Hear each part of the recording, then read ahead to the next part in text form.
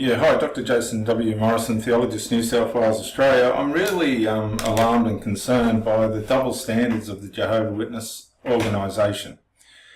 They won't call the police for pedophiles, they'll sweep it under the carpet, they'll hide it, they'll do whatever they can, they'll destroy notes, it's all documented.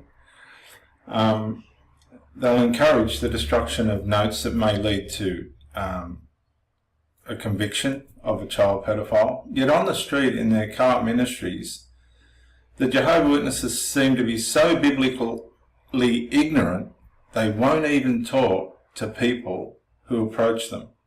Now I'm going to do here right now a series of events that you'll find, as far as I would be concerned, if I was a Jehovah Witness, very, very embarrassing and demoralising, and it's just proof that these people really do not know the gospel. They do not know the Bible in its true context, and they don't even know their Watchtower Tract and Society information that's misleading and deceptive, or they don't want to know, or they're just deliberately ignorant. In the first example, I have Robert Skinner of the Christian Comedy Channel. He's given me permission to use his presentations. And Robert's such a well-mannered man. We will see here in this episode how easy it is for the Jehovah Witnesses to cause a nuisance of themselves by their deliberate ignorance and arrogance in being unwilling to speak about the Bible, which is really what they're supposed to be out there for. They call themselves a religion and a charity and all this sort of stuff. They're not. They're just not. You can see this by the attitude of these people. So here's the first clip. It's Robert Skinner of the Christian Comedy Channel.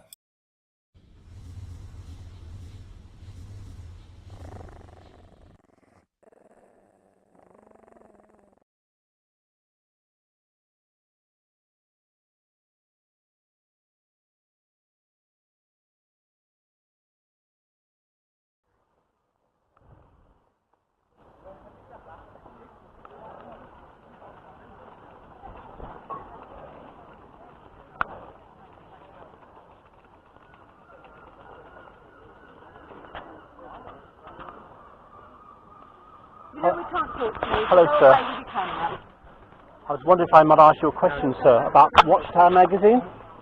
It's page 95.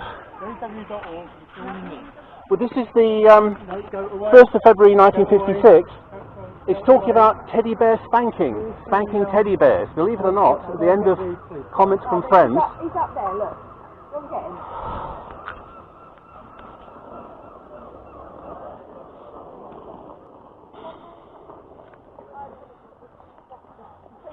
I'll read the article to you. It's page 95. I'll read the article to myself. I'm going to read the article to myself. This is the Watchtower, 1956, and page 95. That's the 1st of February, 1956. It talks about teddy bear discipline, and it says this: modern parents in the age of delinquent youngsters can take a lesson from the mother teddy bear, the koala. When the baby koalas are really naughty, writes Ivan T. Sanderson in his book Living Mammals of the World, the mother turns them over her knee and spanks them on their bottoms for minutes on end with the flat of her hand. Actually, it should be a paw, shouldn't it? Because bears have paws, not hands. During which time their screams are soul-rendering. Well, this is an article that I find quite ridiculous. The idea that teddy bears discipline their youngsters by spanking them, and therefore Watchtower parents are able to spank their youngsters, is frankly absolutely ridiculous. And you notice that when it mentions Ivan T. Sanderson in his book, Living Mammals of the World, no reference is given. No reference is given in the Watchtower magazine. I'm talking to myself, sir. Hello. How are you? So, Let me just go through this article. Would you like to look at this article and the Watchtower? Rob, is it Rob? What was your name again, sir? It's the 1st of February, 1956. Sir, do you want to talk to me for a second? What's your name? What was your name again? Because I've forgotten your name. I've spoken to you a couple of times, haven't I? You've had defaced religious material out on the. I own that material. Yeah. Let me read this article. I'm talking to myself in the middle. I'm talking to myself in the middle of the street. You're not talking to yourself in the middle of the street. You're talking. You're belittling a religion in front of these delights. I'm not. I'm reading their watchtower to them. Right. This is the article I'm going to read. They feel uncomfortable. I'm reading. Are you telling me that I'm attacking them with their own literature? They tell me that they feel uncomfortable. They feel uncomfortable with you being here because, like, historically, you've given them abuse and made them feel No, I haven't. uncomfortable. Could you prove that? Historically. Could you prove that? Historically, listen to me, just for a second. They feel uncomfortable with you here. What I'm asking for you to do is to move away from them and walk away from these people. Okay, I'll do that. I'm just going to read this article to myself. You won't read it to yourself. Yes, I am. You'll grab your stuff and you'll walk away because currently you're making them feel uncomfortable. I'm reading their literature to them. I'm reading the literature to myself. They felt uncomfortable enough to come up to me, say that you have been harassing them. What have I done to harass them? And come up to me and ask me. What have I done to harass them? Get you to move. So what I'm asking What have I done to harass them? I'm asking you to move, sir. Have I committed a crime? Sir. You're not a policeman. Have I committed a crime? I'm not a policeman, but if I feel like you're causing antisocial behaviour, I can take your name and address and then report that to the police. I have the power to do that. So what is your name, sir? Because I feel like you are causing antisocial behaviour. No, if you're causing, I feel like you're causing antisocial behaviour by harassing these people. I'm not harassing them. I feel like you are. So what I'm going to do is I'm going to take your name and your address. Okay? I'm going to say nothing. Now, sir, listen. You need to listen to me very carefully. By refusing to give me your name and address, you're in breach of the Police Reform Act 2002, Schedule 5, which I have the power. I'm reading the watchtower to them. Sir, what is wrong with reading the watchtower to Jehovah's Witnesses? I feel as though you're causing harassment, alarm, and distress to these lovely people. They are lovely people. Yeah. They are lovely people. And they feel like you're causing harassment, alarm, and distress to them. So, in that sense, you're causing antisocial behaviour. No, I'm not. I'm standing. Look how far I'm standing away from them. Listen to me. Look how far I'm standing away from them. Your name and address. I have the power to do that under the Police Reform Act. So, I'm asking you to give me your name and address, please. Name and address, please. Because currently you're in breach of the Police Reform Act. No, I'm not. Yes, you are. You say I am. You're currently in breach of the Police Reform Act, sir. These are the powers I have under the Police Reform Act 2002. I want to read the watchtower to them. You won't read the watchtower, you read this. That is the powers I have under the Police Reform Act 2002, Schedule 5. Require name and address of persons who are causing antisocial behaviour. Can I read it, please? Of course you are, sir. There you go. Which one there? That one, top one.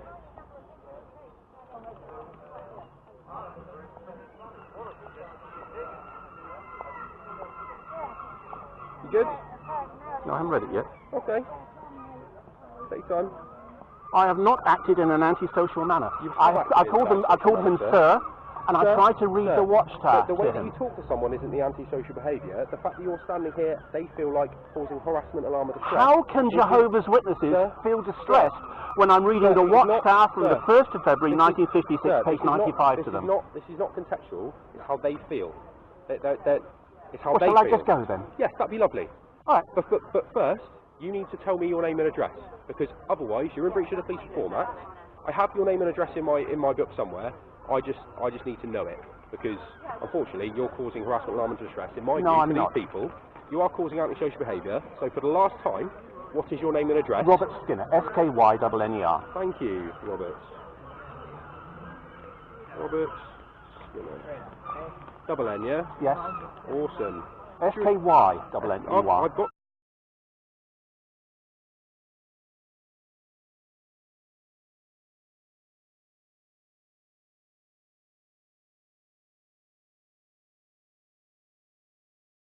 From them. I'm about 10 feet away from them, and I'm reading the magazine to myself because they won't listen to me. But equally, you are also in earshot, and they feel harassment, alarm, or distress enough for them to go. But I'm reading the literature to them. Could you be quiet for a second? I'm just being talked to on the radio.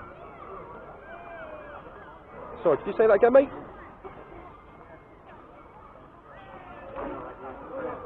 Yeah, of course.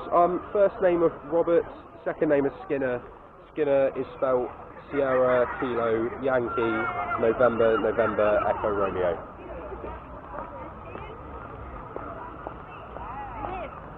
Do you want his date of birth as well?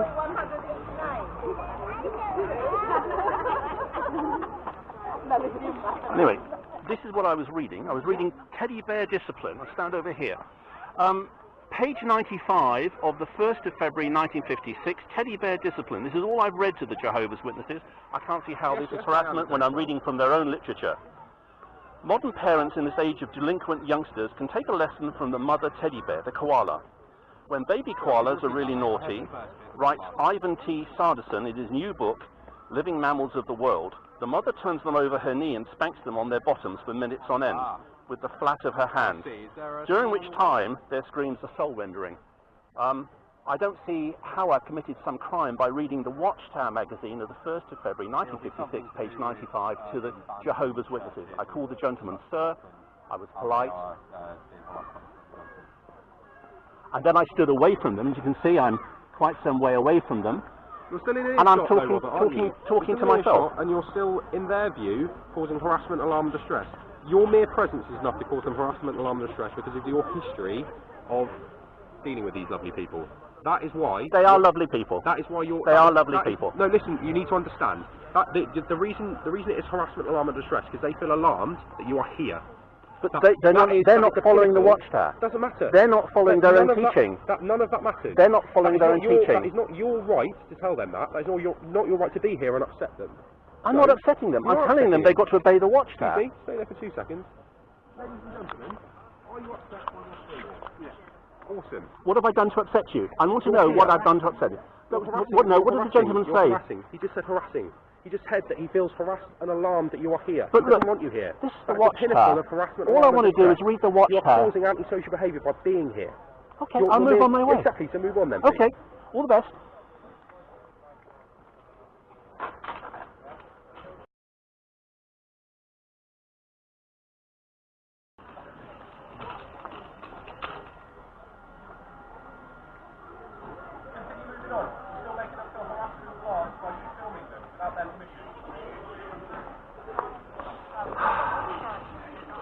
Well, that's quite unbelievable. As I say, I don't see how my reading the Watchtower magazine to Jehovah's Witnesses can be deemed to be harassment. Surely people are out in the street beside their Jehovah's Witness carts in order to discuss religion, in order to discuss their beliefs.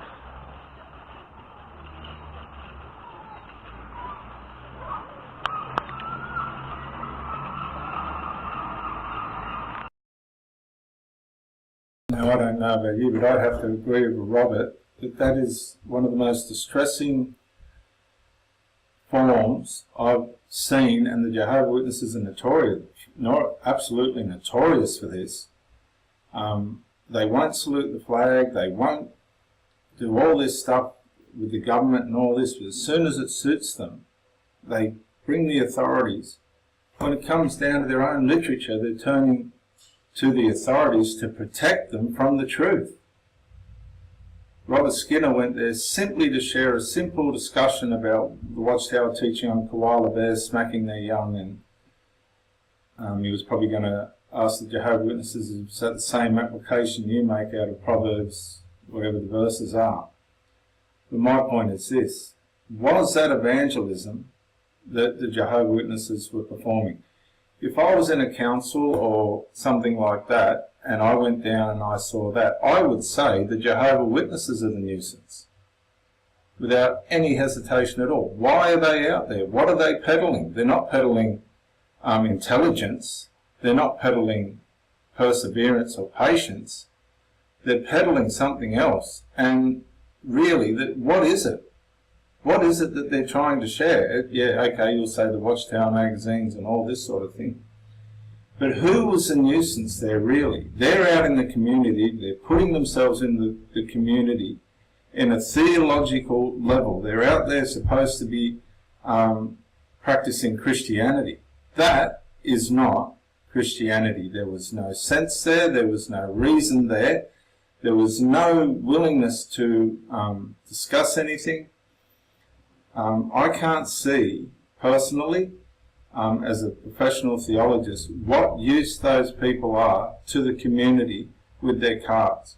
And as far as I'm concerned, I think they should be banned from all communities. These people, yeah, they're nice people, probably wonderful people, but they're peddling an organisation that is built on lies and betrayal and all sorts of silly doctrines that harm people. This is my series, and I do want to ask you to subscribe to Robert's channel, the Christian Comedy channel, and I'll leave a link below. This is my series on the Jehovah Witnesses and the police. Bye for now.